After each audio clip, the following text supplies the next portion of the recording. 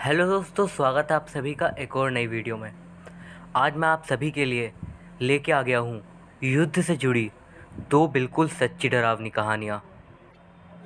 दोस्तों, पहले तो मैं आप सभी लोगों से माफ़ी मांगना चाहूँगा क्योंकि ये वीडियो थोड़ा सा लेट है। दरअसल बात ये थी कि मेरी तबीयत पिछले कुछ दिनों से थोड़ी ख़राब थी, इसी वजह से वीडियो आने में थोड़ा समय लग गया। ये आप सभी का सपोर्ट ही है कि मैं इतनी जल्दी ठीक भी हो गया हूँ और आपके लिए स्टोरी लेके आ गया हूँ। तो चलिए दोस्तों, अब बिना टाइम वेस्ट किए मैं सीधा पहली कहानी पर आता हूँ। ये घटना जुड़ी है वर्ल्ड वॉर के समय में। तो चलिए दोस्तों, अब मैं आपको एक घटना बताता हूँ। बर्मा देश के जंगल अपने ही अंदर कई ऐसे रहस्य छुपाए हुए हैं जो कि उन लोगों को भी नहीं मालूम जो कि वहाँ पे रह चुके हैं। मैं आपको बता दूं कि मेरे दादाजी एक बर्मा के परिवार से बिलोंग करते थे, लेकिन जंग के बाद उन्होंने यूएस में अपना घर बना लिया और तभी से मैं एक अमेरिकन बन गया। मेरे दादाजी वैसे तो कभी भी जंग से जुड़ी कोई भी बात हमें कभी नहीं बताते थे, लेकिन एक बार जब मेरा बर्थडे था तो हमने उनसे एक रिक्वेस्ट की कि प्लीज़ आप हमें अपने जंग से जुड़े कोई एक्सपीरियंस को बताएं। दादाजी ने कहा कि मैं तुम्हें बता तो दूंगा, लेकिन तुम में से किसी को भी मेरी बात पर यकीन ही नहीं होगा। हमने कहा प्लीज़ दादाजी बता दीजिए। तो फिर दादाजी ने भी बताना शुरू किया। जब हम बर्मा में थे और जब जापानीज़ लोगों ने हम पर हमला शुरू किया तो हमारे पास केवल दो ही रास्ते थे, या तो हम वहाँ से भाग जाएं या फिर कहीं और छुप जाएं। अगर उस समय हम में से कोई भी पकड़ा जाता तो जापानीज़ लोग उन्हें बहुत टॉर्चर करते, उन्हें ऐसी बातें पूछते जो कि शायद हम में से किसी भी नागरिक को पता ही नहीं थी। और ऐसे ही करते करते न जाने उन्होंने बर्मा के कितने नागरिकों को मौत के घाट उतार दिया।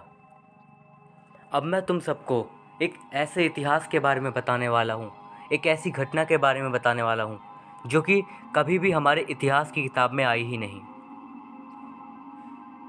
तारीख थी शायद उस समय मार्च 1942 की। जापानीज़ बम बारूदों के साथ हमारे यहाँ पे हमला कर दिए थे। रंगून के शहर के ऊपर पूरे आसमान में सिर्फ धुआं ही धुआं दिख रहा था। चैंपो अपने परिवार के साथ पिछले 3 दिनों से एक ही जगह पे छुपा हुआ था। उसके पास का खाना और पानी अब ख़त्म हो चुका था, लेकिन जैसे ही उन्हें सायरन पे ये बात सुनाई दी कि अब जापानीज़ लोग सीधा उन्हें मार ही डालेंगे, तो उन्होंने पीछे जंगलों की तरफ से भागने की सोची। घर छोड़ के जाने से पहले एक बार उसने मुड़ के अपने घर की ओर देखा। उसे अपना घर छोड़ के जाने का बिल्कुल भी मन नहीं था, लेकिन उसे अपने परिवार को बचाना था। उसके पिता, जो कि इसी शहर की पुलिस के लिए काम करते थे, वो मारे जा चुके थे और उसकी माँ तो कई साल पहले ही मर चुकी थी। और इस वक्त वो अपने परिवार में सबसे बड़ा लड़का था और अपने भाई बहनों की सुरक्षा करना उसका फ़र्ज़ था। उसके साथ उसकी छोटी बहन जो कि 5 साल की थी और उसका छोटा भाई जो कि 13 साल का था, ये सब थे। जैसे ही वो वहाँ से भागे, वो यही सोच रहे थे कि वो कहाँ जाएं। उसके अंकल नॉर्थ की साइड में रहते थे, मंडेला की तरफ, लेकिन उन्हें उस वक्त भी ये नहीं मालूम था कि वहाँ पे भी जापानीज़ लोग होंगे या फिर नहीं।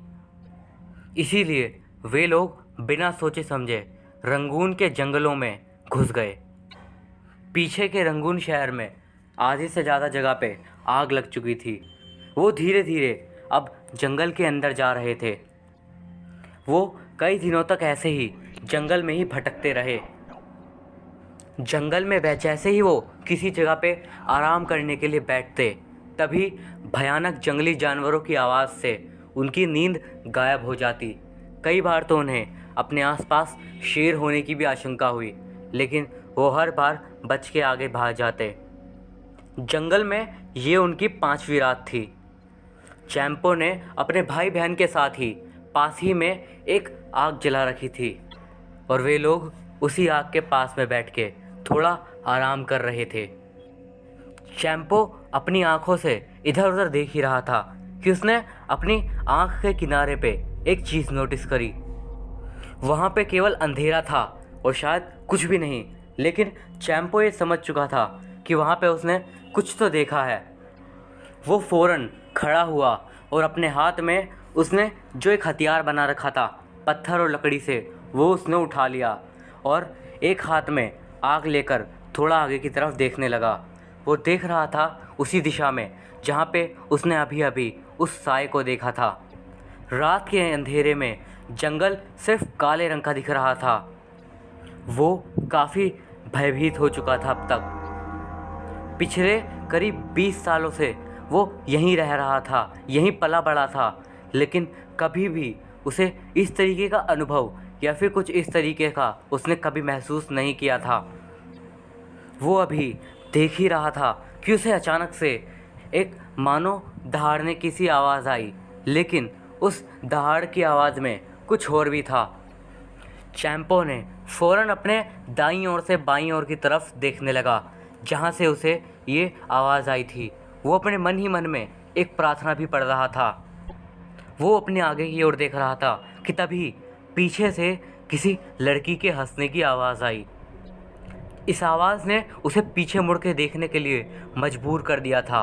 उसने जैसे ही पीछे देखा तो उसकी आंखें एकदम चौंक गई। उसने जैसे ही पीछे देखा तो उसने देखा कि सामने एक लड़की खड़ी थी जिसने कोई भी कपड़े भी नहीं पहने थे और वो उसकी तरफ अपनी पीठ करके खड़ी हुई थी। उसका मुंह दूसरी तरफ था। अचानक से एक ही झटके में वो लड़की वहाँ से गायब हो गई। फिर तुरंत ही चैंपो ने पत्तियों में किसी के चलने की आवाज़ सुनी जो कि दाईं ओर से आ रही थी। उसने फ़ौरन उस ओर देखा तो वहाँ से अब एक बार फिर से मानो इस बार भौंकने की आवाज़ आ रही थी। ये आवाज़ कुछ ही देर में पूरे जंगलों में गूंजने लगी। उसने एक बार फिर से उसी दिशा में देखा जहाँ पे उसने अभी अभी वो लड़की देखी थी और इस बार उसने एक बार फिर से वो चीज़ ध्यान से देखी और उसने जो देखा वो उसे अपनी आंखों पे विश्वास ना करने के लिए मजबूर कर रहा था। वो परेशान हो गया था, वो डर गया था। वो जो भी थी वैसे वो इंसान की तरह लग तो नहीं रही थी, लेकिन वो एक लड़की जैसी दिख रही थी। वो पीछे की तरफ ही एक पेड़ के पास खड़ी हुई थी। उसके बाल बिल्कुल काले थे, लेकिन उसकी आंखें बिल्कुल सफ़ेद लाइट की तरह अंधेरे में चमक रही थी। उसका मुंह पूरा एकदम खुला हुआ था और उसकी लाल जीभ उसमें से बाहर निकल रही थी, जो कि किसी भी इंसान से काफ़ी ज़्यादा लंबी थी। उसके दांत बहुत ही ज़्यादा नुकीले थे, जो कि मानो किसी जानवर के होते हैं। जैसे ही चैंपो ने उसे देखा, वो तो मानो डर के माने वहीं पे जम गया हो, लेकिन वो चीज़ तुरंत ही उसकी आंखों के सामने से गायब सी हो गई और जंगल के अंधेरे में खो गई कहीं पे। वो समझ चुका था कि शायद अगर वो आगे गया तो कभी भी वापस लौट के नहीं आ पाएगा, इसीलिए वो चुपचाप पीछे चला गया जहाँ पे उसके भाई बहन थे। उनके पास जाके उसने देखा तो वो दोनों भी जाग चुके थे और उनकी आंख में भी उसने वही डर देखा था। उसने फ़ौरन अपनी छोटी बहन को अपनी गोद में उठाया और बिना कुछ बोले ही अपने छोटे भाई को एक मैसेज दे दिया, भागो यहाँ से। पूरे जंगल में उनके भागने की आवाज़ गूंजने लगी। चैंपो भागते हुए भी अपनी पीठ पर किसी की नज़र टिकी हुई महसूस कर रहा था। वो साफ साफ ये महसूस कर पा रहा था कि कोई तो है जो कि उन्हें पीछे से देख रहा है, कोई तो है जो कि उनका शिकार करना चाहता है। वो बहुत ही ज़्यादा डरा हुआ था, लेकिन अगर वो ही अपने आप को डरा हुआ दिखा देता तो उसके भाई बहनों का क्या होता। यही सोच के अपने अंदर के डर को और आंसुओं को वो अंदर तक ही सीमित रहने दिया और अनदेखा भागे जा रहा था। थोड़ी देर तक भागने के बाद उन्होंने सामने एक ऐसी चीज़ देखी जिससे उन्हें थोड़ी राहत की सांस मिली। उन्होंने देखा कि आगे एक झोपड़ी थी जिसमें से अंदर में से थोड़ा उजाला आ रहा था। उस रोशनी को देखकर उसे लगा कि शायद उसका जीवन अभी ख़त्म नहीं हुआ है। जैसे तैसे अधमरी हालत में वो अपने भाई बहन को लेकर उस दरवाज़े पर दस्तक दिया और उस दरवाज़े के पीछे रह रहे भले मानस ने उन्हें रात भर रहने की अपने घर पे इजाज़त दे दी। घर में घुसने से पहले एक बार फिर से चैंपो ने पीछे जंगल की ओर देखा तो एक बार फिर से जंगल के अंदर काफ़ी दूर से ही उसे दो चमकती हुई मानो आंखें जैसी चीज़ दिखी। उन्हें देखते ही वो डर के मारे एक बार फिर से अंदर चला गया। इसके कई सालों बाद चैंपो मुझसे मिला और वो मेरा काफ़ी अच्छा दोस्त भी बन गया। लेकिन फिर जंग के टाइम पे एक बार फिर से उसकी मौत हो गई। दादाजी ने ये घटना हमें बताई और इस घटना को सुन के इस पर यकीन कर पाना काफ़ी ज़्यादा मुश्किल था। लेकिन मुझे जब भी दादाजी की बताई ये घटना याद आती है तो मेरे मन में एकदम से डर उभर आता है और वो डर इतना ज़्यादा होता है कि मैं खुद को संभाल भी नहीं पाता। तो दोस्तों, ये तो थी हमारी आज की पहली कहानी जो कि जुड़ी थी विश्व युद्ध एक से। अब दोस्तों, जो अगली घटना मैं आपको बताने जा रहा हूँ ये एक अमेरिकन सीक्रेट एजेंट की है और उसी एजेंट ने ये घटना इंटरनेट पे पोस्ट की थी। उस एजेंट ने अपने बारे में ज़्यादा इन्फॉर्मेशन तो नहीं दी, लेकिन ये घटना कुछ ऐसी है जिसे सुन के आपके होश उड़ जाएंगे और आप भी सोचने पे मजबूर हो जाओगे कि इस दुनिया में अब ये क्या क्या होने लग रहा है। बात उस समय की है जब 1991 में सोवियत संघ अलग होने वाला था, या फिर यूँ कहें जब अलग हो चुका था। इसी अमेरिकी एजेंट को उन्हीं के एक सीक्रेट बेस में जाके थोड़ी तहकीकात करनी थी। ये जानना था कि आखिर वहाँ पे होता क्या था। तो चलिए दोस्तों, आगे की चौंकाने वाली घटना को उन्हीं के पॉइंट ऑफ व्यू से जानते हैं। तारीख थी 26 दिसंबर 1991। यूएस ने पिछले 45 साल से चल रही एक साइंटिफिक एक्सपेरिमेंट्स की लैब को अपने कब्ज़े में ले लिया था। उन्होंने पहले भी कई सारी लैब्स पे कब्ज़ा किया था और उन्हें तबाह भी कर दिया था, लेकिन वो ये भूल गए कि उन्होंने लैब्स को तो तबाह कर दिया, लेकिन उन्हीं में किए गए प्रयोगों का क्या, वो प्रयोग जिनसे दुनिया को न जाने अभी भी खतरा है या नहीं। ऐसे आदमखोर जिन्हें इंसानियत के दुश्मनी के नाते बनाया गया हो। हम 3 लोग थे जो कि उस जगह पे फ़िलहाल चेकिंग करने के लिए जा रहे थे। हम चेक पॉइंट में से अपने छोटे से ट्रक के साथ वहाँ से अंदर की ओर गए। उसके आगे का रास्ता थोड़ा संकरा था। रोड पे चलते चलते ज़्यादा कुछ खास नहीं हुआ, लेकिन बीच में एक समय ऐसा आया जब मैंने झाड़ियों में कुछ हिलते हुए देखा और फिर जैसे ही हमने आवाज़ लगाई कि गाड़ी रोको, तो तुरंत ही सामने से एक बड़ा सा हिरन हमारी गाड़ी के सामने से चला गया। मैंने अपने ड्राइवर मैक्सिम से कहा तुरंत ट्रक रोको, और उसके बाद हमने उसे डांट भी लगाई कि तुम्हें ध्यान से ट्रक चलाना चाहिए। इसके बाद पूरे रास्ते में ज़्यादा कुछ खास नहीं हुआ और हम लोग वहाँ पे पहुँच गए जहाँ पे हमें जाना था। उस जगह पे काफ़ी ज़्यादा चीज़ें अजीब सी भी थी। वहाँ पे मानो जो पेड़ हमारे यहाँ काफ़ी ऊंचे होते हैं, वही पेड़ वहाँ पे काफ़ी कम हाइट के थे। मानो बस 8 से 9 फीट के पेड़, जो कि हम अक्सर 40 से 50 फीट के देखते आए हैं।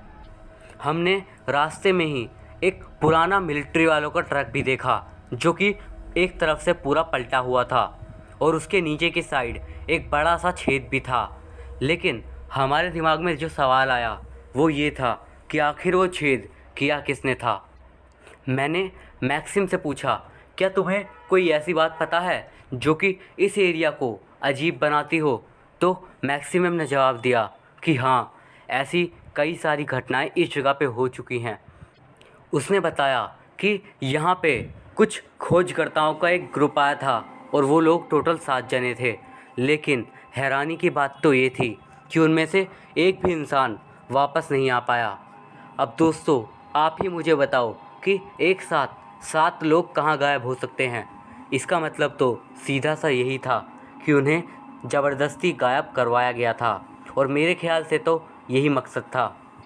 उसके बाद हम आगे लेबोरेटरी की तरफ जाने लगे लेकिन वहाँ का हमें गेट बंद मिला। तो फिर मैंने अपने साथियों से पूछा, क्या तुम्हें पता है हम अंदर कैसे जाएंगे? लेकिन उन दोनों का जवाब सुन के मैं अचंभित हो गया। उन्होंने कहा कि हमें नहीं मालूम। मैंने कहा, तुम एक एजेंट होने के नाते ऐसा जवाब कैसे दे सकती हो? कि मैक्सिम ने कहा कि हमें जानकारी मिली है कि यहाँ पे एक दूसरा खुफिया रास्ता है और हम उसी रास्ते को ढूंढेंगे। मैंने कहा, चलो ठीक है।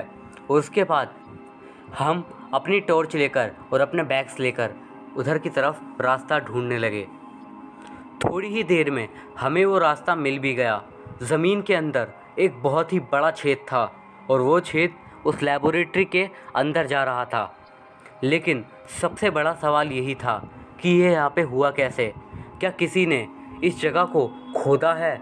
मतलब वो कुछ अजीब तरीके से ही खुदी हुई थी, जैसे औजारों से खुदती है वैसे नहीं, मानो किसी ने बहुत शक्ति से उस जगह की सारी मिट्टी पत्थरों को उखाड़ के फेंक कर अंदर तक का रास्ता बना दिया हो। ये सब देखने के बाद मैक्सिम से मैंने सिर्फ यही सवाल पूछा, आखिर वो इस जगह पे करते क्या थे? तो फिर उसका जो जवाब आया उससे मैं थोड़ा डर गया। उसने मुझे बताया कि सोवियत संघ के लोग यहाँ पर तरह तरह के प्रयोग करते थे। कई सारे जानवरों को आपस में काट पीट के मिलाना, उन्हें एक साथ मिला के कुछ और ही बना देना, उनका डीएनए चेंज कर देना। ये कुछ वैसा ही है जैसा कि हमने हाल ही में रिलीज़ हुई फिल्म क्रिश 3 में देखा था। ये सब सुनने के बाद मुझे अपने शक पर थोड़ा सा यकीन हुआ। वो गायब हुए खोजकर्ता और वो पलटा हुआ ट्रक और उसके बाद ये वाला छेद, मुझे ऐसा लग रहा था कि शायद उन लोगों का कोई प्रयोग सफल हो गया है और वो जो प्रयोग था वो अब उस जगह से भाग निकला है। मैं काफ़ी ज़्यादा डर चुका था। ऐसा वो क्या बना लिए थे जो कि इतना ज़्यादा ख़तरनाक था, और क्या वो चीज़ अब भी ज़िंदा थी? मैं मन ही मन में प्रार्थना करने लगा और उस जगह के अंदर जाने लगा। और जैसे ही हम लोग अंदर गए तो हम लोग काफ़ी ज़्यादा चौंक गए। वो लैब बहुत ही ज़्यादा बड़ी थी। उस लैब के रूम एक दूसरे से लाइन में ही लगे हुए थे और उस लैब की शुरुआत में ही कई सारे हथियार भी रखे हुए थे। हमने उनमें से कुछ हथियार उठाए और उसके बाद हम एक एक करके उस जगह को थोड़ा खोजने लगे। हमने एक दूसरे को बुलाने के लिए, आवाज़ देने के लिए कहा था, क्योंकि एक दूसरे के पास ही वो रूम थे। मैक्सिम लेफ़्ट विंग के साइड गया जहाँ पे केमिकल लैब थी, और सर्जेई मेरा दूसरा साथी मटेरियल लैब की तरफ चला गया और मैं खुद जानवरों की लैब में चला गया। उस जगह पे काफ़ी ज़्यादा भयानक दृश्य मैंने देखा कि वहाँ पे कांच के बड़े बड़े शीशे लगे हुए थे और उनके पीछे एक जगह पे तो एक कुत्ता था। मानो एक साफ साफ पता चल रहा था कि उस कुत्ते की पीठ पे मानो चमगादड़ के पर लगाए गए हों या फिर ज़बरदस्ती निकाले गए हों। मुझे ये तो नहीं मालूम कि उन्होंने ये सब कैसे करा है और क्या करा है, लेकिन ये देखकर मुझे इंसानियत पे काफ़ी ज़्यादा गुस्सा आ रहा था। जब मैं थोड़ा और आगे की ओर बढ़ ही रहा था कि अचानक से मुझे सर्जेई के चिल्लाने की आवाज़ आई और वो कह रहा था कि मेरे पास आओ, मेरे पास कुछ ऐसा है जो कि तुम्हें देखना चाहिए। और वो वाकई में झूठ भी नहीं कह रहा था। और उसके बाद कि ये जो घटना मैं आपको बताऊंगा, इस घटना को सुनने के बाद आप मुझे एक पागल ही कहोगे, लेकिन मैं सच कह रहा हूँ, ये हमारे साथ सच में हुआ था। वहाँ पे भी एक बड़ा सा कांच का शीशा लगा हुआ था और उसके पीछे जो था वो काफ़ी भयानक जीव था।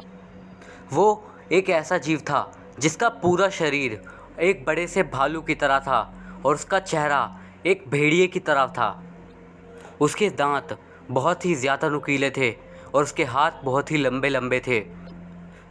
पैर मानो किसी घोड़े के हों, जो कि काफ़ी बड़े बड़े से लग रहे थे। और ये भयानक जीव लगभग 10 फीट ऊंचा था, जो कि कांच की उस तरफ से हमारी ओर ही देखे जा रहा था। अगले कुछ सेकंड तक तो मैं यही सोचता रहा कि शायद मैं किसी नर्क में फंस चुका हूँ। उसके बाद वो बड़ा से जीव ने अपना मुंह खोला और अपने दांत से कुछ बेहद ही अजीब सी आवाज़ निकालने लगा। वो आवाज़ बहुत ही भयानक लग रही थी, मानो कोई ट्रेन किसी पटरी पे अपने टायरों को घिस रही हो। वो आवाज़ बिल्कुल चिड़चिड़ाहट भरी थी और उस आवाज़ से ही वो पास में लगा हुआ बड़ा सा शीशा चकनाचूर होने लगा। और उसके बाद उस बड़े से जीव ने एक लात मार के ही उस चीज़ को तोड़ दिया और उसके बाद तुरंत ही उसने पास ही में खड़े सरजई को दबोच लिया। उसने एक झटके में ही उसे बीच में से फाड़ के जान से मार दिया। मैक्सिम और मैंने अपनी ज़िंदगी की सबसे दर्द भरी और डरावनी चीख निकाल दी और वहाँ से बिना समय बर्बाद किए भागने की लगे। हम तुरंत ही ट्रक के पास जाना चाहते थे और उस जगह से निकलना चाहते थे, लेकिन वो बड़ा सा आदमखोर जीव हमारे पीछे पीछे ही आने लगा। हमने बाहर जाके एक दूसरे छोटे से कमरे के अंदर जाके खुद को बंद कर लिया, लेकिन वो चीज़ बाहर आके दरवाजे पे बहुत ज़ोर ज़ोर से दस्तक दे रही थी। दरवाजे पे ना कहें, वो चीज़ दीवार पे दस्तक दे रही थी। अब तक पूरी जगह पर खून की बदबू फैल चुकी थी, जो कि किसी को भी ऐसे वक्त पे उल्टी दिलाने के लिए काफ़ी थी। लेकिन जैसे ही वो हमारे पास आने ही वाला था कि तभी एक बेहद ज़ोर से भेड़िए के गुर्राने की आवाज़ आई, भेड़िए की हाउल की। और पास ही से आ रही आवाज़ों से ये साफ था कि वो भेड़िया शायद उस जीव से लड़ने की कोशिश कर रहा है। हमने फ़ौरन ही मौके का फ़ायदा उठाते हुए उस जगह से भाग निकलना ही सही समझा। और जैसे ही हमने उसकी तरफ देखा तो वो जीव ने तुरंत ही उस भेड़िए को पकड़ रखा था और हमें देखते के साथ ही उस जीव ने उस भेड़िए को एक दूसरे कोने में तुरंत जाके पटक दिया और हमारे पीछे आने लगा। हम तेज़ी से भागते रहे और काफ़ी कोशिशों के बाद हम ट्रक के पास तक पहुंच गए। वो जस्ट हमारे पीछे ही था। मैक्सिम ने तुरंत ही चाबी डाली और गाड़ी को स्टार्ट कर दिया, लेकिन वो चीज़ हमारे पास तक आ चुकी थी और उसने तुरंत ही एक साइड से हमारा दरवाज़ा उखाड़ लिया था। लेकिन हमने फ़ौरन ही ट्रक को स्टार्ट कर दिया और भगाने लगे। जो ट्रक 80 किलोमीटर प्रति घंटे की रफ्तार से चल रहा था, उस ट्रक को भी वो जीव बड़ी ही आसानी से पीछा कर पा रहा था। हमने जैसे तैसे अपनी जान बचाते हुए जब तक हम चेक पॉइंट के पास पहुँचे और वहाँ पे जो हमने देखा वो और भी ज़्यादा भयानक दृश्य था। हमने देखा कि ये जीव अकेला नहीं था, इसी की तरह 7 या 8 और थे जो कि सामने ही खड़े थे वो हमारे। मैंने मैक्सिम की ओर देखा। मेरी आंखों में अब तक आंसू आ चुके थे क्योंकि मुझे लगभग पता चल गया था कि आज मैं मरने वाला हूँ। उसने फ़ौरन ट्रक रोक दिया। जैसे ही मैंने आगे देखा तो उसके बाद मुझे अपनी ज़िंदगी जीने की एक उम्मीद दिखाई दी। हमने सामने देखा कि सामने मिलिट्री के टैंक खड़े थे और कई सारे सिपाही भी। उन सभी सिपाहियों के हाथ में बंदूकें थी। पास ही में एक हेलीकॉप्टर भी आया हुआ था और उसी हेलीकॉप्टर के ज़रिए हम उसके ऊपर चढ़ गए और हमारी जान जैसे तैसे बची। वो हेलीकॉप्टर ऊपर की ओर उड़ा ही था कि तुरंत ही गोलियों की बहुत ही तेज़ आवाज़ हमारे कान में गूंजने लगी। हमें नहीं पता कि उन्होंने उन सभी को मार दिया या फिर किसी को ज़िंदा रखा या नहीं, लेकिन तभी एक ज़ोरदार धमाके की आवाज़ आई और उस धमाके के साथ कुछ बेहद ही डरावनी चीखों की आवाज़ जो कि हमारे कान में गूंज रही थी। मुझे आज भी इस बात की परवाह नहीं है कि उस जगह पे मिलिट्री आई कैसे, लेकिन मुझे इस बात से कोई फ़र्क नहीं पड़ता। मुझे इस बात से फ़र्क पड़ता है कि आज मैं ज़िंदा हूँ और खुश हूँ। मैंने जो भयानक दृश्य देखा इसके बारे में मैंने किसी से भी कभी भी कोई भी सवाल नहीं पूछा। अब मैं उस चीज़ के बारे में अपनी एक थ्योरी बताता हूँ। मेरे ख्याल से वो जो हाइकर्स थे, वो खोजकर्ता, उन्हें उसी चीज़ों ने मार दिया था और वो जो लैब थी उसे उन्हीं लोगों को बनाने के लिए इस्तेमाल किया गया था। लेकिन शायद उनका प्रयोग होने के बाद वो जीव उस जगह से बाहर आ गए और उन्होंने उस पूरी जगह को तबाह कर दिया। और मैं अब यही चाहता हूँ कि काश वो इस दुनिया में और ना हो। और जब हम उस जगह से वापस आ गए तो मैक्सिम और मुझे अलग कर दिया गया और उन्होंने हमें ये कह के छोड़ दिया कि अगर तुम इस बात को किसी को बताओगे भी तो कोई भी तुम्हारी बात पे यकीन भी नहीं करेगा। उन्होंने हमसे साफ साफ कह दिया कि दुनिया में पागलों की कमी नहीं है और तुम जब ये बात पूरी दुनिया को बताओगे तो तुम भी इसी दुनिया के सामने पागल माने जाओगे। ये दुनिया सिर्फ वही मानती है जो वो अपनी आंखों से देखती है, तो हम तुम्हें कुछ भी नहीं कर रहे हैं, जाओ। ये कह के उन लोगों ने हमें वहाँ से जाने दिया। लेकिन मुझे आज भी इस बात का अंदाज़ा है कि सोवियत संघ के लोगों ने जिस चीज़ को बनाया था वो शायद आज भी ज़िंदा है। उनके कई सारे एक्सपेरिमेंट्स आज भी ज़िंदा हैं। उन लोगों ने अपने टेस्ट और एक्सपेरिमेंट्स तो कर लिए, लेकिन उन चीज़ों के नतीजे आज हम सब भुगत रहे हैं। तो इस दुनिया में हर तरफ, हर कोने में कहीं ना कहीं बहुत ही अजीब अजीब घटनाओं के बारे में सुनने को मिल जाता है। तो मुझे क्या लगता है कि क्या ये ऐसे ही कुछ एक्सपेरिमेंट्स के नतीजे हैं जो कि धीरे धीरे करके अब पूरी दुनिया के सामने आ रहे हैं। इस पूरी घटना के बाद से मेरे पूरे जीवन में मैं मैक्सिम से कभी भी नहीं मिल पाया। मुझे इस वक्त तक ये भी नहीं पता है कि वो ज़िंदा है भी या नहीं, लेकिन उसके बाद मैं एजेंट की नौकरी छोड़ दिया था। इस घटना के बाद से मेरी आप सभी को भी यही सलाह है कि जो चीज़ें, जो जगहें वीरान छोड़ दी जाती हैं उनको वीरान छोड़ने पर भी कुछ कारण होते हैं, और अगर हम उन कारणों को ना ही जानें तभी हमारे लिए बेहतर होता है। उन जगहों को वीरान किसी कारण से भी छोड़ा जा सकता है और इस बात को हमें हमेशा ध्यान रखना चाहिए। अब आप मेरी बात को सच्चाई समझो या फिर किसी पागल की तकियानुसी बातें, वो आपके ऊपर है। दोस्तों, ये थी हमारी आज की 2 सच्ची और डरावनी घटनाएं। अगर आपको ये वीडियो अच्छा लगा हो तो इस वीडियो को लाइक ज़रूर कर दीजिएगा और ऐसी ही सच्ची, डरावनी और रहस्यमय घटनाएं जानने के लिए हमारे चैनल को सब्सक्राइब कर दीजिएगा। मैं अभिषेक मिलता हूँ आपसे अगली वीडियो में। अगर आपको मेरी किसी भी वीडियो से जुड़ी कोई बात मुझसे करनी हो तो आप मुझसे इंस्टाग्राम के द्वारा जुड़ सकते हो। मेरी इंस्टाग्राम आईडी आपको स्क्रीन पर दिख रही होगी। आप चाहो तो वहाँ मुझे अपनी कहानियाँ भी भेज सकते हो। मैं मिलता हूँ आपसे अगली वीडियो में।